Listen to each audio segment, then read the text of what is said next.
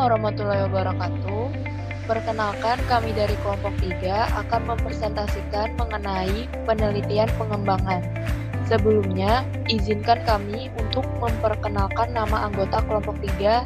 Yang pertama ada Adinda Maidiana Arianti, yaitu saya sendiri. Terus ada Aulia Agustina, Erni Mahrita, ada MG dan Misbahul Munir, Rida Supiati, Nurliana, Nursida Umi Maisarah, Siti Mahmudah, dan Talha Alfaidi. Baik, yang pertama, untuk menyampaikan materi mengenai pengertian penelitian pengembangan, dipersilahkan kepada Talha Alfaidi.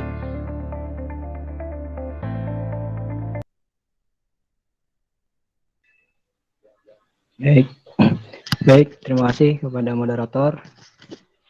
Di sini saya akan menjelaskan tentang penelitian pengembangan. Yang pertama-tama kita ketahui dulu yaitu hakikat penelitian merupakan suatu landasan dalam suatu pembelajaran metode penelitian pengajaran bahasa. Nah, di mana menurut Subana dan Sudrajat, penelitian adalah suatu kegiatan yang dilakukan dengan maksud mencari suatu kebenaran atau memecahkan suatu masalah yang ada. Selanjutnya, menurut Ibnu dan kawan-kawan, penelitian merupakan satu kegiatan ilmiah untuk memperoleh pengetahuan, yaitu konsep, fakta, teori yang dapat dipahami manusia yang benar tentang suatu masalah. Nah, sehingga dapat kita pahami bahwa penelitian merupakan suatu kegiatan yang bertujuan untuk memperoleh suatu pengetahuan baik berupa suatu pemecahan masalah maupun memahami dari pengetahuan itu sendiri yang berguna bagi manusia. Lanjut.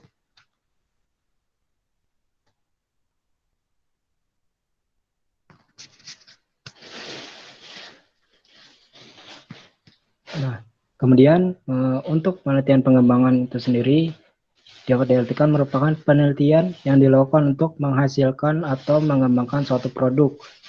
Nah, dapat juga diartikan sebagai suatu proses atau langkah-langkah untuk mengembangkan suatu produk baru atau menyempurnakan produk yang sudah ada.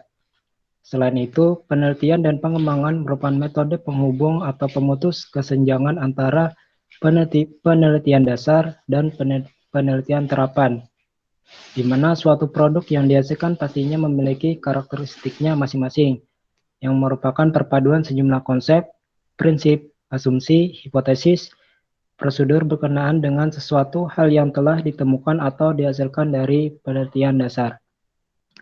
Lanjut.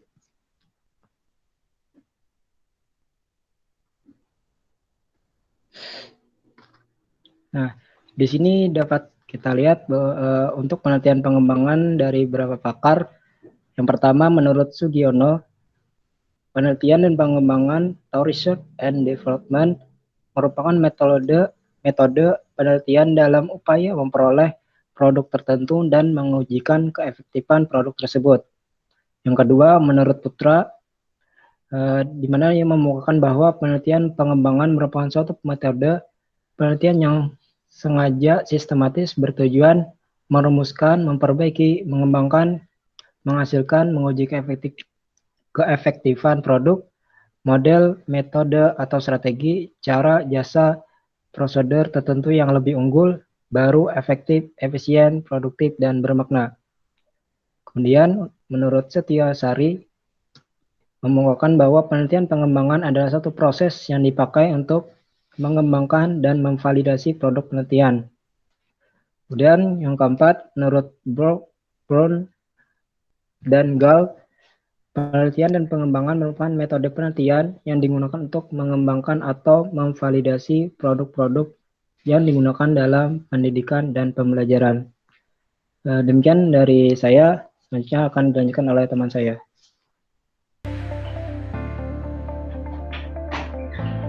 Baik. Yang kedua, untuk menyampaikan materi mengenai tujuan penelitian pengembangan, dipersilahkan kepada Erni Mahrita untuk menyampaikannya. Baik, di sini saya akan menyampaikan mengenai tujuan penelitian pengembangan. Menurut Acker, tujuan penelitian pengembangan khusus dalam bidang pendidikan dibedakan berdasarkan aspek pengembangan, yaitu bagian kurikulum, teknologi dan pembelajaran dan media, pelajaran dan instruksi, dan pendidikan guru didaktis. Berikut akan saya jabarkan. Yang pertama, penelitian pengembangan pada bagian kurikulum. Tujuan dari penelitian ini untuk menginformasikan proses pengambilan keputusan sepanjang pengembangan suatu produk atau program untuk meningkatkan suatu program atau produk menjadi berkembang dan kemampuan pengembang untuk menciptakan berbagai hal dari jenis ini pada situasi ke depan. Kemudian ada penelitian pengembangan pada bagian teknologi dan media. Tujuan dari penelitian ini untuk meningkatkan proses perancangan instruksional, pengembangan, dan evaluasi yang didasarkan pada situasi pemecahan masalah spesifik yang lain atau prosedur pemeriksaan yang digeneralisasi. Yang ketiga, ada penelitian pengembangan pada bagian pelajaran dan instruksi, di mana tujuan dari penelitian ini untuk mengembangkan dalam perancangan lingkungan pembelajaran, perumusan kurikulum, dan penaksiran keberhasilan dari pengamatan dan pembelajaran, serta secara serempak mengusahakan untuk berperan dalam pemahaman fundamental ilmiah. Dan yang terakhir, penelitian pengembangan pada bagian pendidikan guru dan didaktis. Tujuan dari penelitian ini untuk memberikan kontribusi pembelajaran keprofesionalan para guru atau menyempurnakan perubahan dalam suatu pengaturan spesifik bidang pendidikan. Pada bagian didaktis, tujuannya untuk menjadikan penelitian pengembangan sebagai suatu hal interaktif, proses yang melingkar pada penelitian dan pengembangan, di mana gagasan teoritis dari perancang memberi pengembangan produk yang diuji di dalam kelas yang ditentukan. Kemudian mendorong secepatnya ke arah teoritis dan empiris dengan menemukan suatu produk, proses pembelajaran dari pengembang dan teori instruksional. Selanjutnya akan dijelaskan oleh teman saya. Baik, yang ketiga, untuk menyampaikan materi mengenai karakteristik penelitian pengembangan, dipersilakan kepada Siti Mahmuda untuk menyampaikannya. Ya, terima kasih kepada moderator. Di sini saya akan menjelaskan tentang karakteristik penelitian pengembangan. Nah, menurut Brock dan Gall, terdapat 4 karakteristik atau 4 ciri-ciri dari R&D. Yang pertama, yaitu melakukan studi atau penelitian awal untuk mencari temuan-temuan penelitian terkait dengan produk yang akan dikembangkan. Yang kedua, yaitu mengembangkan produk berdasarkan temuan penelitian tersebut. Yang ketiga, yaitu dilakukannya uji lapangan dalam setting atau situasi senyatanya di mana produk tersebut nantinya digunakan. Dan yang terakhir, yaitu melakukan revisi untuk memperbaiki kelemahan-kelemahan yang ditemukan dalam tahap-tahap uji lapangan. Lanjut. Nah, menurut Van den Akker, dia memberikan penjelasan lain tentang karakteristik penelitian pengembangan. Karakteristik penelitian pengembangan tersebut adalah yang pertama, yaitu intervensionis. Intervensionis ini yaitu adanya intervensi atau campur tangan saat merancang tujuan penelitian. Yang kedua, ada iteratif, yaitu adanya siklus dari analisis, desain, dan pengembangan, evaluasi, dan revisi. Kemudian yang ketiga, ada keterlibatan praktisi, yaitu partisipasi aktif dari praktisi di setiap tahap dan kegiatan penelitian. Selanjutnya, yaitu berorientasi proses, di mana bertujuan untuk memahami dan meningkatkan kualitas produk. Kemudian yang kelima, ada berorientasi keterpakaian, yaitu peningkatan kualitas desain dengan proses praktikalitas oleh pengguna di lapangan. Dan yang terakhir ada berorientasi teori, yaitu perancangan dilakukan berdasarkan kerangka konseptual dan teori didukung oleh evaluasi yang mendalam terhadap produk. Lanjut.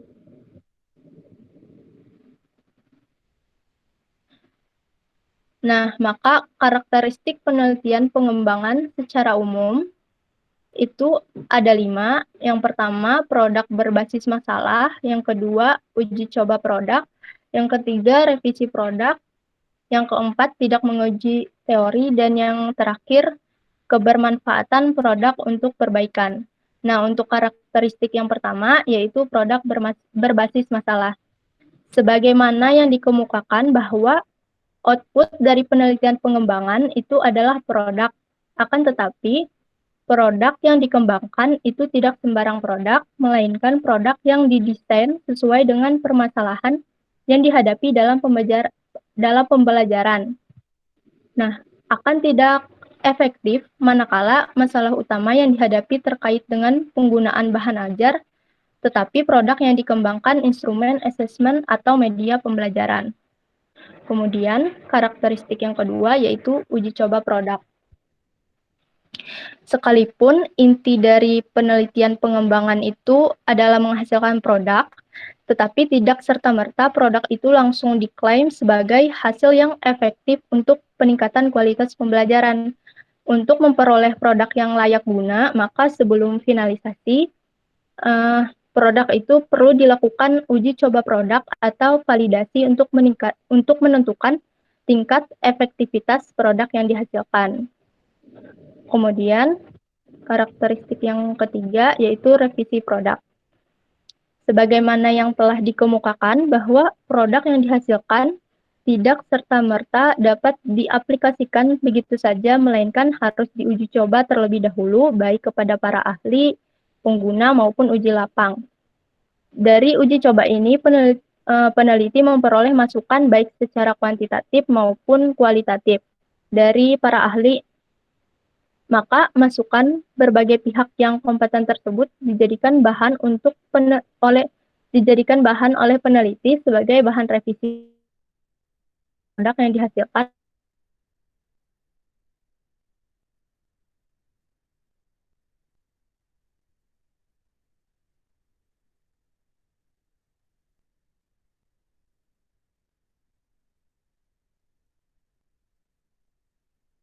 Produk pendidikan untuk peningkatan kualitas pembelajaran.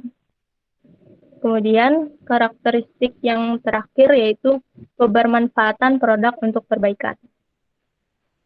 Kemanfaatan produk untuk perbaikan atau untuk peningkatan kualitas pembelajaran, baik dari aspek proses maupun hasil, merupakan esensi dari penelitian pengembangan. Apa arti sebuah produk apabila tidak dapat dimanfaatkan secara efektif dan efisien untuk peningkatan kualitas pembelajaran? Oleh karena itu, asas kemanfaatan produk tidak hanya didasarkan pada seberapa besar biaya yang dibutuhkan untuk pengembangan produk, melainkan seberapa besar produk tersebut memiliki daya guna untuk peningkatan kualitas pembelajaran. Sekian materi dari saya kembalikan kepada moderator. Baik. Yang keempat, untuk menyampaikan materi mengenai model-model penelitian pengembangan, dipersilakan kepada Nurliana untuk menyampaikannya. Baik, terima kasih kepada moderator. Di sini saya akan menjelaskan model-model penelitian pengembangan. Ada 5, yang pertama ada Brock and Gall, yang kedua Sugiono, yang ketiga 4D, yang keempat Eddy, yang kelima Assure. Selanjutnya, untuk model yang pertama ada Brock and Gall. Menurut Brock and Gall, model penelitian pengembangan meliputi 10 langkah. Tahap-tahap pengembangan mulai dari analisis kebutuhan hingga penyebaran disusun secara terperinci, sehingga memudahkan dalam pengembangan. Secara ringkas, ada 10. Yang pertama ada pengumpulan data, yaitu langkah pertama ini meliputi analisis kebutuhan, studi pustaka, studi literatur, penelitian skala kecil, dan standar laporan yang dibutuhkan. Yang kedua ada perencanaan. Tahapan ini berupa penyusunan rencana penelitian, meliputi kemampuan-kemampuan yang diperlukan dalam pelaksanaan penelitian, merumuskan tujuan yang hendak dicapai dengan penelitian tersebut, desain atau langkah-langkah penelitian, serta kemungkinan pengujian dalam lingkup terbatas. Yang ketiga ada pengembangan draft produk awal. Langkah ini meliputi penentuan desain produk yang akan dikembangkan, penentuan sarana dan prasarana, pengembangan bahan pembelajaran, proses pembelajaran, dan instrumen evaluasi. Yang keempat, uji coba lapangan. Uji coba lapangan awal. Langkah ini merupakan uji produk secara terbatas, baik substansi desain maupun pihak-pihak yang terlibat. Misalkan, uji ini dilakukan di 1-3 sekolah, menggunakan 6-12 subjek uji coba. Selama uji coba diadakan pengamatan, wawancara, pengedaran angket, pengumpulan data dengan kuesioner, dan observasi yang selanjutnya dianalisis. Yang kelima, revisi hasil uji coba. Langkah ini merupakan perbaikan model atau desain berdasarkan uji lapangan terbatas. Penyempurnaan produk awal lebih banyak dilakukan dengan pendekatan kualitatif. Evaluasi yang dilakukan cenderung ditunjukkan pada proses sehingga perbaikan bersifat internal. Yang keenam, uji lapangan produk utama. Langkah ini berupa uji produk lebih lanjut, meliputi uji efektivitas desain produk. Misalnya, uji ini dilakukan di 5-15 sekolah dengan 30-100 subjek. Yang ketujuh, revisi produk. Langkah ini merupakan penyempurnaan produk atas hasil uji coba lapangan berdasarkan masukan hasil uji coba lapangan utama. Jadi, perbaikan ini merupakan perbaikan kedua setelah dilakukan uji lapangan yang lebih luas dari uji lapangan pertama. Penyempurnaan produk ini didasarkan pada evaluasi hasil, sehingga pendekatan yang digunakan adalah pendekatan kuantitatif.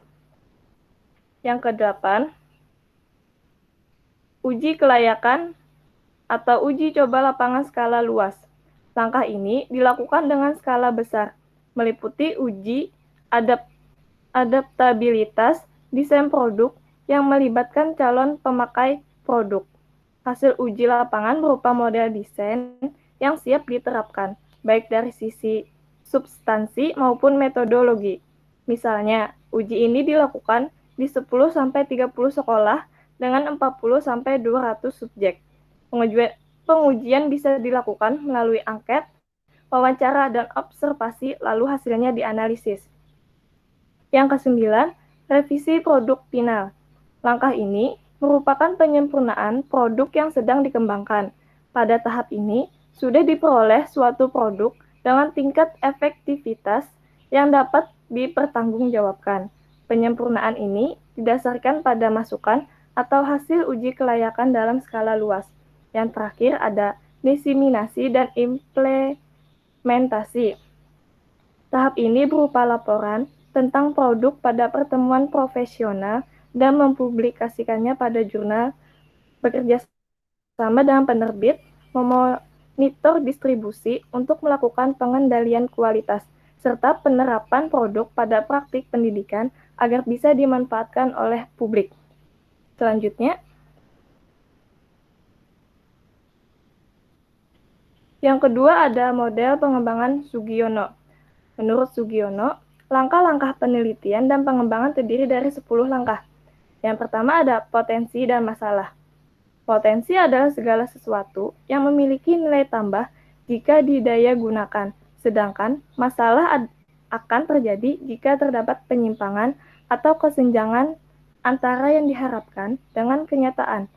Masalah ini dapat diatasi melalui penelitian dan pengembangan dengan cara meneliti sehingga dapat ditemukan suatu model, pola, atau sistem penanganan terpadu yang efektif dan dapat digunakan untuk mengatasi masalah tersebut. Yang kedua, mengumpulkan informasi. Informasi dan studi literatur digunakan sebagai bahan untuk perencanaan produk tertentu yang diharapkan dapat mengatasi masalah tersebut. Studi ini ditunjukkan untuk menemukan konsep atau landasan teoritis yang memperkuat suatu produk serta mengetahui langkah-langkah yang paling tepat dalam mengembangkan produk tersebut. Yang ketiga ada desain produk. Desain produk dapat diwujudkan dengan baik melalui gambar, skema, atau bagan, sehingga dapat digunakan sebagai pegangan untuk menilai dan membuatnya, serta akan memudahkan pihak lain untuk memahaminya. Yang keempat, validasi desain. Validasi desain ini merupakan proses kegiatan untuk menilai apakah rancangan produk mampu berfungsi secara efektif atau tidak. Validasi produk dapat dilakukan dengan menghadirkan beberapa pakar atau tenaga ahli untuk menilai produk baru yang dirancang tersebut, sehingga akan diketahui kekuatan atau kelemahannya. Yang kelima, perbaikan desain. Kelemahan dari produk yang telah diketahui akan diperbaiki desainnya oleh peneliti yang mau menghasilkan produk tersebut. Yang keenam, uji coba produk. Pengujian dapat dilakukan dengan eksperimen, yaitu membandingkan efektivitas dan efisiensi sistem kerja yang lama dengan yang baru.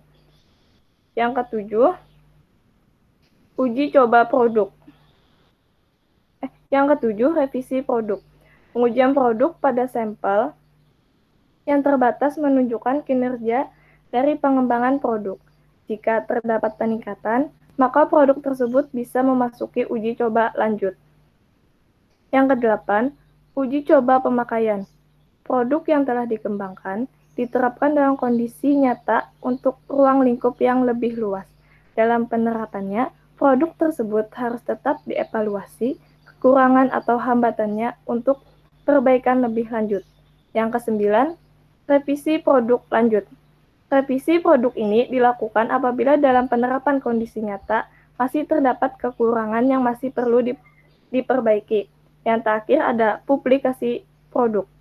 Langkah ini baru dapat dilakukan jika produk pengembangan yang telah diuji coba dinyatakan efektif dan layak untuk diproduksi massal atau dipublikasikan.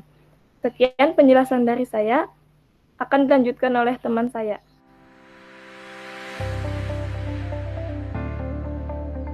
Baik, selanjutnya akan dilanjutkan oleh MG dan Misbahul Murnir. Baiklah, terima kasih.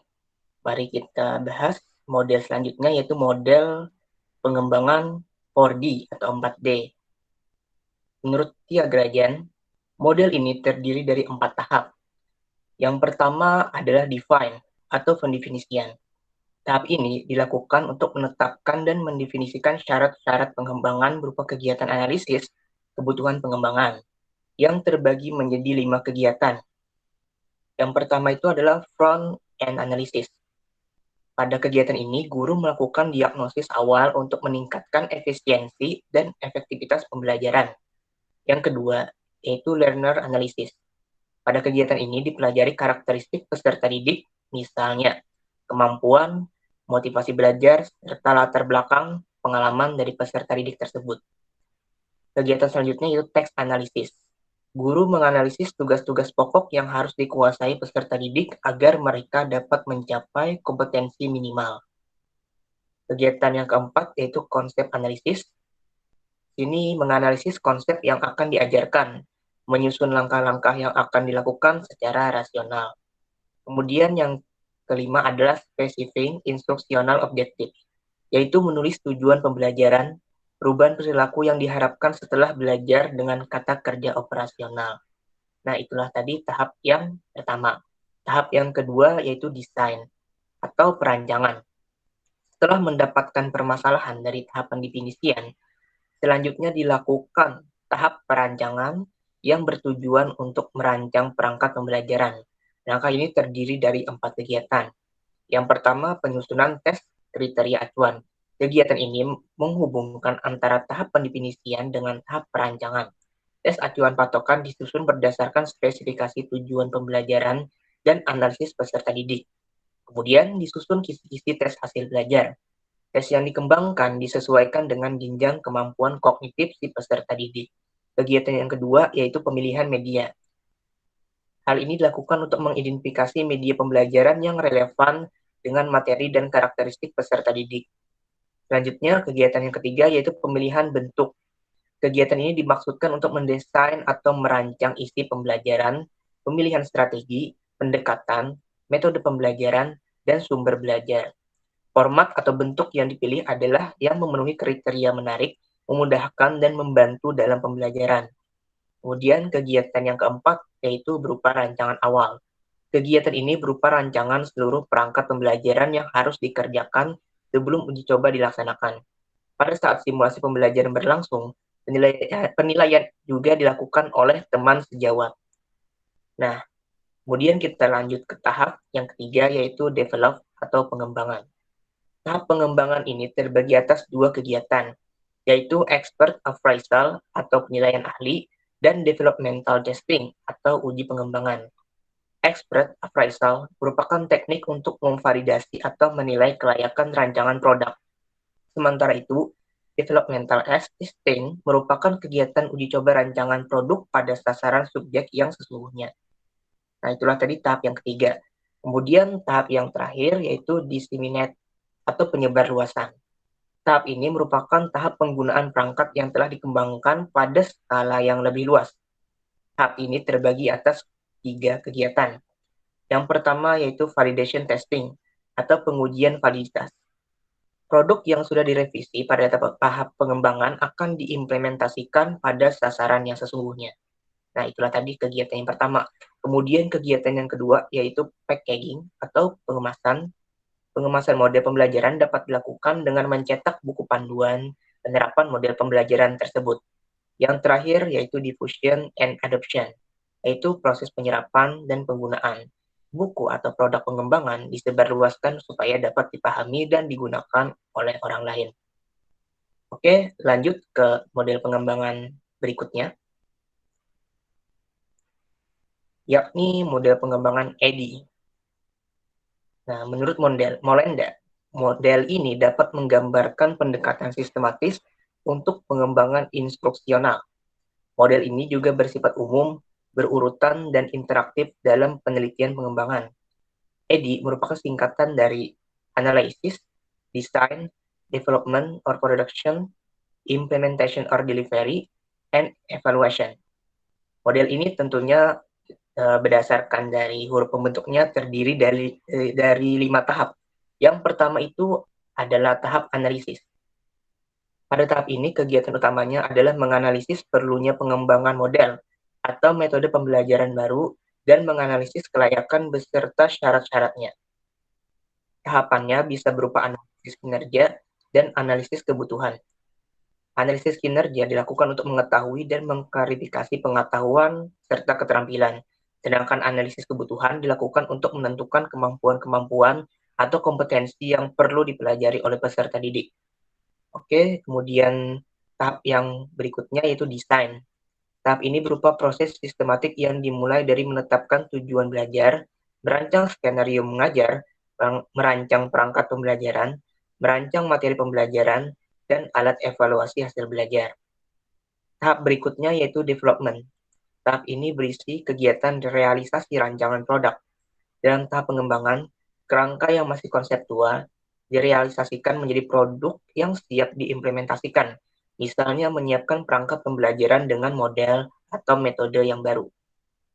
Kemudian tahap yang keempat adalah implementation. Pada tahap ini, rancangan dan metode yang telah dikembangkan diimplementasikan pada situasi yang nyata di kelas. Selama implementasi, rancangan model atau metode yang telah dikembangkan diterapkan pada kondisi yang sebenarnya. Kemudian yang terakhir, yaitu tahap evaluation, yaitu dapat diartikan sebagai sebuah proses yang dilakukan untuk memberikan nilai terhadap proses pembelajaran. Kegiatannya bisa dengan meninjau kembali dampak pembelajaran dengan cara yang kritis, mengukur ketercapaian tujuan pengembangan produk, mengukur apa yang telah mampu dicapai oleh sasaran, dan mencari informasi apa saja yang dapat membuat peserta didik mencapai hasil yang terbaik. Baiklah, lanjut ke model pengembangan yang terakhir, yaitu model pengembangan Assure, yang tentunya terdiri dari 6 tahapan sesuai dari kata pembentuknya. Menurut Smaldino, model Assure lebih difokuskan pada perencanaan pembelajaran yang digunakan dalam situasi pembelajaran di dalam kelas secara aktual. Model ini terdiri dari 6 tahapan. Yang pertama yaitu Analyze Learner. Tahapan ini berupa kegiatan mengidentifikasi dan menganalisis karakteristik peserta didik yang disesuaikan dengan hasil-hasil belajar. Hal yang perlu dianalisis ialah karakteristik umum dari peserta didik, spesifikasi kemampuan awal, serta gaya belajarnya. Tahap selanjutnya yaitu stage objectives. Tahapan ini berupa pemberian standar dan tujuan pembelajaran yang spesifik. Tujuan pembelajaran tersebut dapat diperoleh dari kurikulum atau silabus, keterangan dari buku teks, ataupun dirumuskan sendiri oleh perancang pembelajaran. Kemudian tahap yang ketiga yaitu select instructional methods, media, and materials. Tahapan ini berupa pemilihan metode, media, dan bahan ajar yang akan digunakan. Dalam memilih komponen-komponen tersebut terdapat beberapa pilihan, yaitu memilih media dan bahan ajar yang telah ada, memodifikasi bahan ajar, ataupun membuat bahan ajar baru. Kemudian tahap yang keempat yaitu utilize media and materials. Tahapan ini berupa pengujian metode, media, dan bahan ajar untuk memastikan bahwa ketiga komponen tersebut dapat berfungsi efektif jika digunakan dalam situasi sebenarnya. Kelima, yaitu tahap require learner participation. Tahapan ini berupa keterlibatan peserta didik secara aktif dalam menunjukkan apakah media yang digunakan efektif atau tidak. Kemudian, yang terakhir adalah tahap evaluate and revisi. Tahapan ini dilakukan untuk menilai efektivitas pembelajaran dan juga hasil belajar peserta didik. Evaluasi dan revisi dilakukan untuk melihat seberapa jauh teknologi, media, dan materi yang kita gunakan untuk dapat mencapai tujuan yang telah kita tetapkan sebelumnya. Nah, sekian penjelasan dari saya. Selanjutnya akan dijelaskan oleh teman saya. Baik. Yang kelima, untuk menyampaikan materi mengenai kelebihan dan kelemahan penelitian pengembangan, dipersilakan kepada Nida Supiati untuk menyampaikan.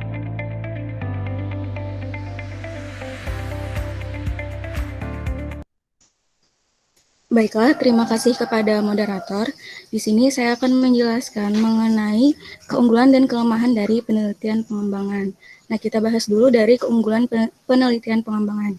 Yang pertama, penelitian pengembangan ini mampu menghasilkan suatu produk atau model yang memiliki nilai validitas tinggi. Hal tersebut dikarenakan penelitian pengembangan selalu mengikuti perkembangan dan tuntutan zaman, sehingga produk atau model pada penelitian pengembangan selalu aktual dan memiliki nilai sustainability atau keseimbangan yang cukup baik. Yang kedua, penelitian pengembangan akan selalu mendorong proses inovasi atau produk model yang tiada henti. Yang ketiga, penelitian pengembangan merupakan penghubung antara penelitian yang bersifat teoritis dan penelitian yang bersifat praktis. Penelitian pengembangan ini bisa dikatakan sebagai perantara atau yang dapat menghubungkan antara penelitian yang bersifat teoritis dan penelitian yang bersifat praktis atau harus dipraktekkan. Yang keempat, penelitian pengembangan merupakan penelitian metode yang cukup komprehensif, mulai dari metode deskriptif, evaluatif, dan eksperimen. Next.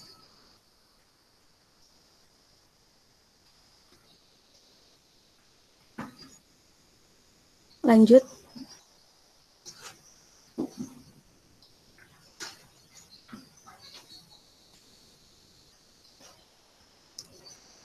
Selanjutnya itu kelemahan dari penelitian pengembangan.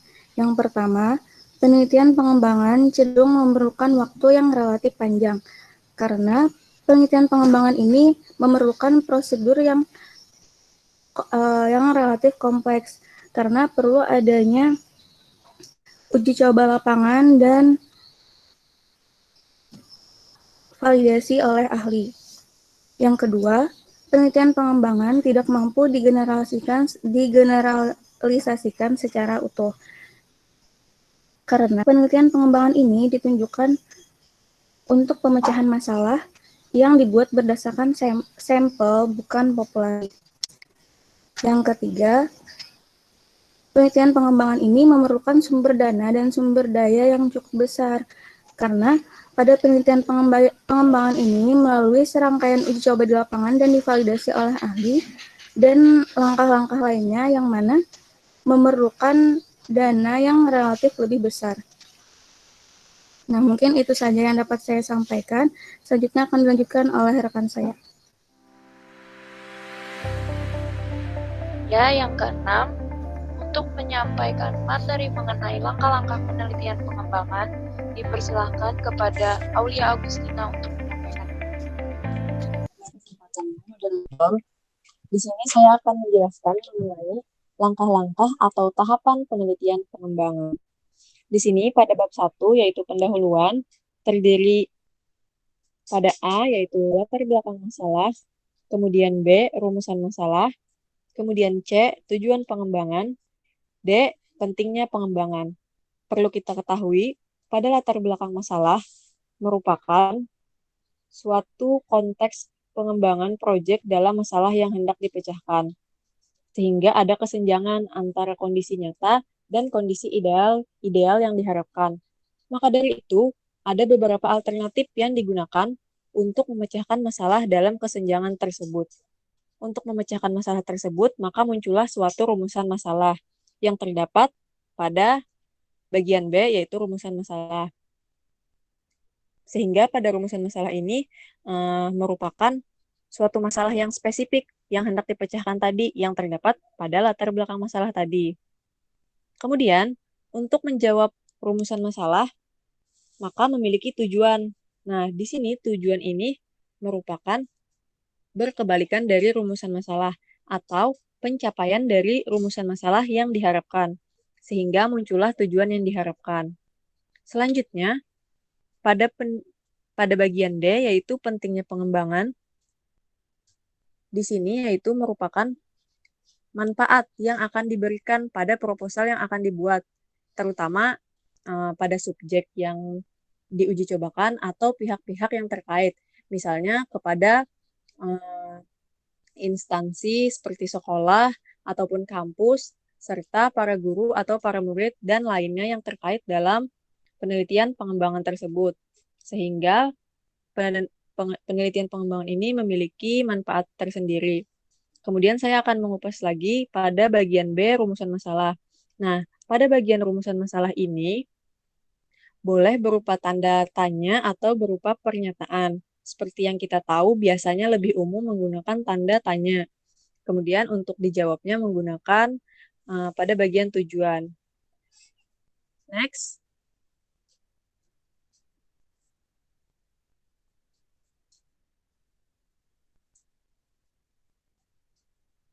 Baik, ini adalah lanjutannya. Tadi sampai D, sekarang E, F, G. Pada E adalah spesifikasi produk yang diharapkan.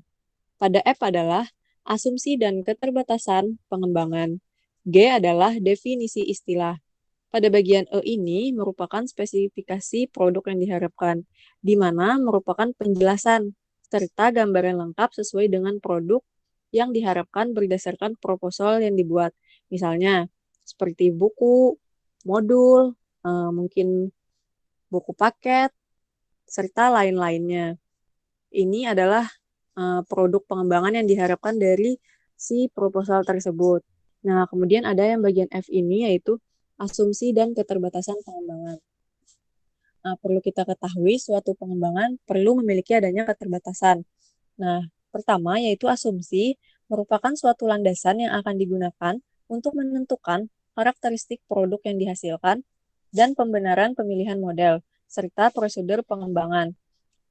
Asumsi ini perlu diangkat dari teori-teori atau pandangan ahli, serta data empiris yang telah dikembangkan. Kemudian, keterbatasan pengembangan merupakan keterbatasan dari produk yang dihasilkan untuk memecahkan masalah yang dihadapi. Keterbatasan pengembangan ini tentu saja dikaitkan dengan asumsi tadi, kemudian landasan pijak atau teori-teori yang ada. Baik, selanjutnya yaitu G, definisi istilah. Definisi istilah ini berkaitan dengan produk yang ingin kita kembangkan. Tentu saja adalah istilah-istilah. Maka, jika terdapat istilah, maka perlu dibuat dalam penelitian pengembangan ini. Next. Selanjutnya, pada bab 2 yaitu kajian teori, tentu saja tak luput pada bagian pertama yaitu kajian teori. Selanjutnya, penelitian yang relevan. Berikutnya, kerangka berpikir. Dan yang keempat, rancangan model. Mari kita bahas pada kajian teori. Di mana kajian teori ini tentu saja berdasarkan kajian atau aspek-aspek teoritis atau empiris terkait pengembangan yang akan dipakai. Tentu saja pada kajian teori berisi pengertian, prinsip, teori, penjelasan, contoh, serta yang lainnya yang diharapkan menjadi landasan mengapa produk pengembangan ini dipilih dan dikembangkan. Tentu saja pada kajian teori ini perlu kita kuatkan. Itulah kajian teori. Selanjutnya penelitian yang relevan. Maksudnya adalah upaya pengembangan ini dilakukan dengan landasan empiris yang mantap. Artinya, supaya pengembangan ini dan upaya-upaya lain yang sudah pernah ditempuh orang lain itu mampu menjadi alternatif untuk ke depannya. Berikutnya yaitu kerangka berpikir, di mana kerangka berpikir ini dikembangkan oleh si penulis atau suatu pemikiran dari pengembang atau orang tersebut, begitu, yang muncul berlandaskan kajian teori serta penelitian pengembangan terdahulu yang relevan. Tentu saja hal ini berkaitan dengan produk yang akan dikembangkan. Selanjutnya rancangan model, di mana rancangan model ini dikembangkan berdasarkan kajian teori yang telah dilakukan sebelumnya. Biasanya rancangan model ini berbentuk bagan, seperti tabel-tabel begitu juga boleh, dan lain-lainnya. Next.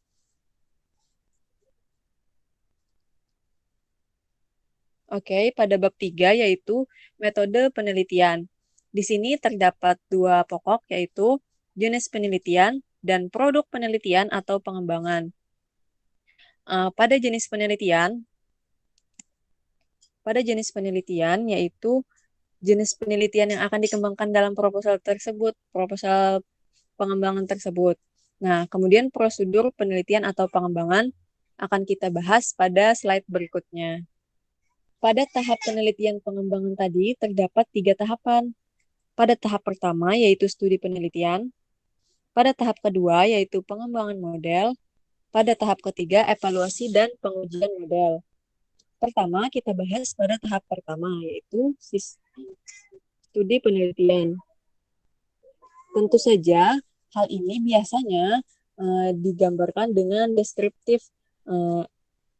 Keseringan para penelitian pengembangan ini menggunakan deskriptif kualitatif atau berupa penggambaran data. Kemudian juga berupa studi lapangan tentang produk yang akan dikembangkan dan dilanjutkan dengan deskriptif dan analisis faktual. Selanjutnya pada tahap kedua yaitu tahap pengembangan model.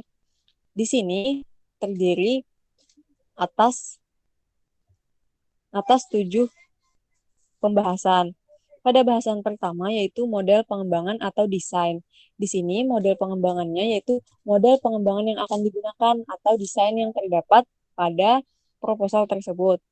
Misalnya model konseptual, model teoritik, dan model-model lainnya.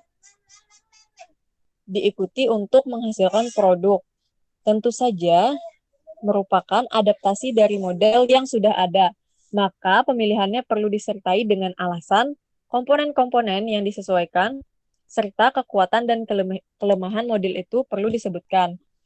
Inilah pada bagian model pengembangan. Nah, pada bagian kedua yaitu ada validasi desain, di mana validasi desain ini merupakan rancangan produk ini apakah efektif atau tidak, begitu perlu diketahui. Sehingga mampu divalidasikan dengan menghadirkan beberapa pakar ahli.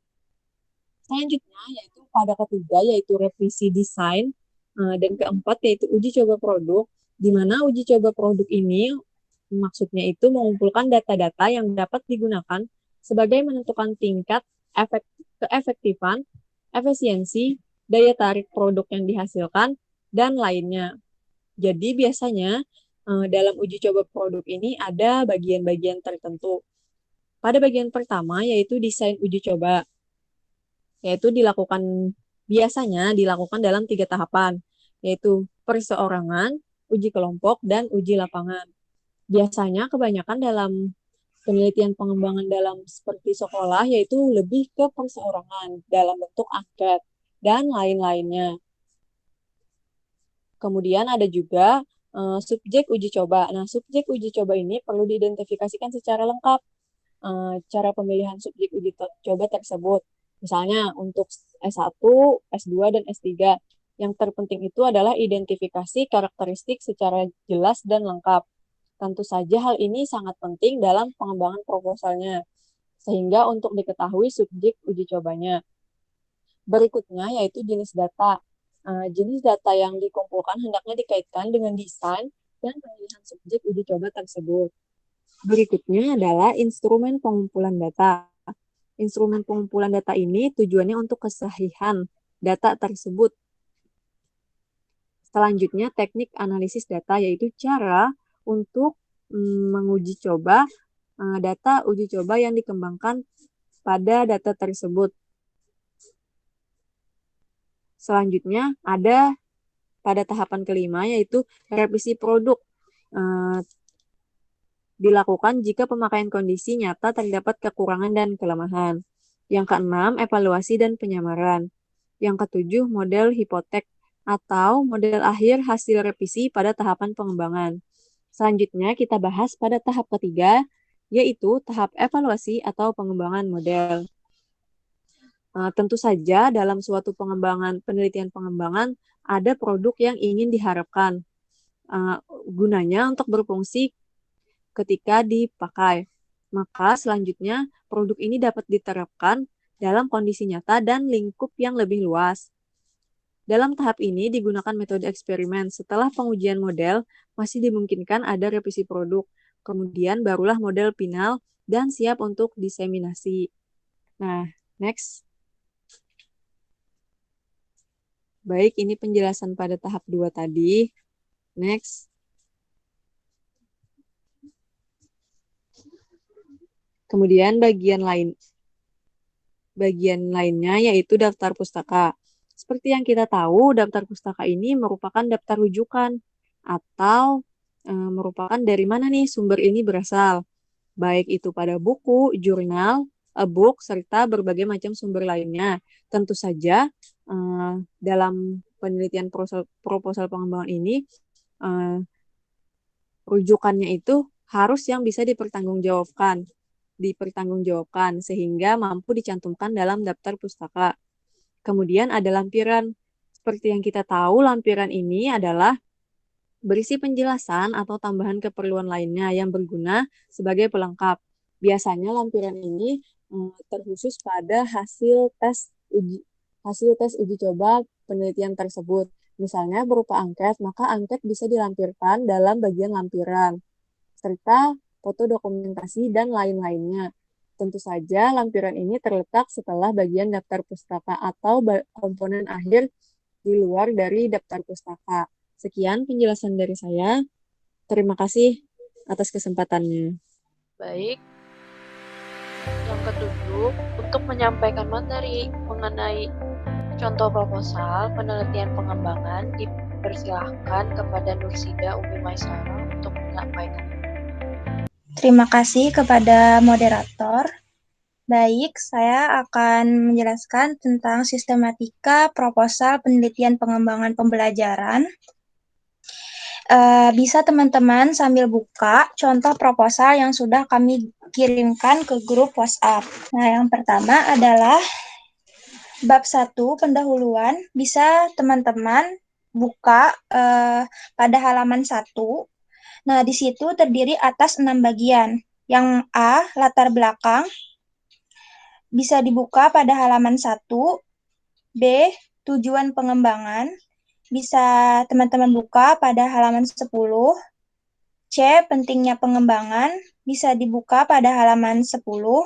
D, spesifikasi produk yang diharapkan, bisa dibuka di halaman 11. E, asumsi dan keterbatasan pengembangan, dan F, definisi istilah. Bab 2 terdiri atas 4 bagian. Pada bab 2, kajian teori, bisa dibuka pada halaman 12. A, kajian teori. B. Penelitian yang relevan bisa dibuka pada halaman 32. C. Kerangka berpikir bisa dilihat pada halaman 34. Dan D. Rancangan model. Pada bab 3, terdiri atas 2 bagian. Pada bab 3 ini terdiri atas A. Jenis penelitian bisa dilihat pada halaman 36.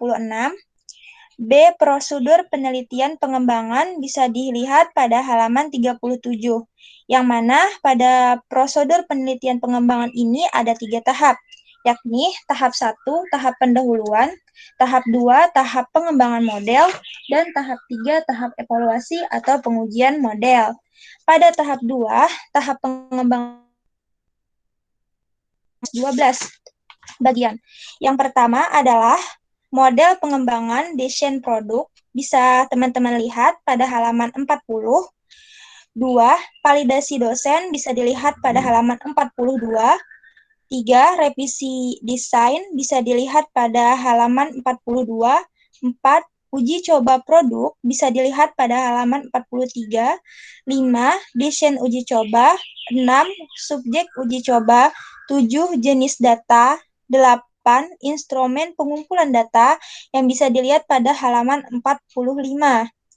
9. Teknik analisis data bisa dilihat pada halaman 45. 10. Revisi produk bisa dilihat pada halaman 44. 11. Evaluasi dan penyempurnaan. 12. Model hipotetik. Setelah itu daftar pustaka, dan yang terakhir adalah lampiran. Lampiran ini bersifat opsional. Yang pertama adalah personalia penelitian, kurikulum vitae ketua dan anggota peneliti, justifikasi anggaran penelitian, jadwal kegiatan penelitian, dan instrumen penelitian. Sekian presentasi dari saya kembalikan kepada moderator. Baik, yang terakhir untuk menyampaikan kesimpulan, itu saya sendiri akan membacakannya. Untuk kesimpulan dari penelitian pengembangan ini, penelitian pengembangan adalah suatu proses atau langkah-langkah untuk mengembangkan suatu produk baru atau menyempurnakan produk yang sudah ada. Selain itu, penelitian dan pengembangan merupakan metode penghubung atau pemutus kesenjangan antara penelitian dasar dan penelitian terapan. Adapun tujuan penelitian pengembangan, khusus dalam bidang pendidikan, dibedakan berdasarkan aspek pengembangan, yaitu bagian kurikulum, teknologi, dan media, pelajaran dan instruksi, dan pendidikan guru didaktis. Secara umum, ada 5 karakteristik penelitian pengembangan, yaitu yang pertama ada produk berbasis masalah, yang kedua ada uji coba produk, yang ketiga ada revisi produk, yang keempat ada tidak menguji teori, dan yang kelima kebermanfaatan produk untuk perbaikan. Model-model penelitian pengembangan yaitu ada model pengembangan Borg and Gall, yang kedua ada model pengembangan Sugiono, yang ketiga ada model pengembangan 4D, yang keempat ada model pengembangan ADI, dan yang terakhir ada model pengembangan Azure. Penelitian pengembangan ini memiliki beberapa keunggulan, yakni yang pertama ada penelitian pengembangan mampu menghasilkan suatu produk atau model yang memiliki nilai validitas tinggi. Yang kedua, penelitian pengembangan akan selalu mendorong proses inovasi produk atau model yang tiada henti, sehingga memiliki nilai sustainability yang cukup baik. Yang ketiga, penelitian pengembangan merupakan penghubung antara penelitian yang bersifat teoritis dengan penelitian yang bersifat praktis. Yang keempat, metode penelitian pengembangan merupakan metode yang cukup komprehensif, mulai dari metode deskriptif, evaluatif, dan eksperimen. Selain kelebihan, pengembangan ini juga memiliki beberapa kelemahan, yaitu yang pertama ada penelitian pengembangan cenderung memerlukan waktu yang relatif panjang karena prosedur yang harus ditempuh relatif kompleks. Yang kedua, penelitian pengembangan dapat dikatakan sebagai penelitian here and now, sehingga tidak mampu digeneralisasikan secara utuh karena pada dasarnya penelitian pengembangan pemodelannya pada sampel bukan populasi. Yang Yang ketiga, penelitian pengembangan memerlukan sumber dana dan sumber daya yang cukup besar. Dan yang terakhir lagi, langkah-langkah penelitian pengembangan. Ada pendahuluan, kajian teori, metode penelitian, daftar pustaka, dan terakhir ada lampiran. Baik, sekian penyampaian materi dari kelompok 3 mengenai penelitian pengembangan. Salah hilafnya mohon dimaafkan dan terima kasih telah menyaksikan video presentasi kami.